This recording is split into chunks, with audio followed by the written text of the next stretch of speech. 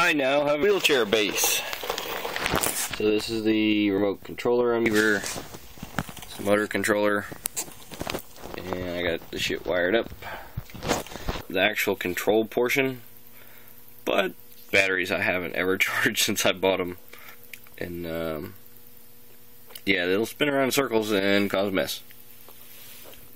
I'm excited, because once I figure that out, then I can attach with the body and put the lawnmower on the front. That'll be cool. Well, I guess I need to a box and cover it up and actually use. Need to figure out how to use those. But for the time being, just have enough catch that for a prototype it's good. Of course, Sadie says hi.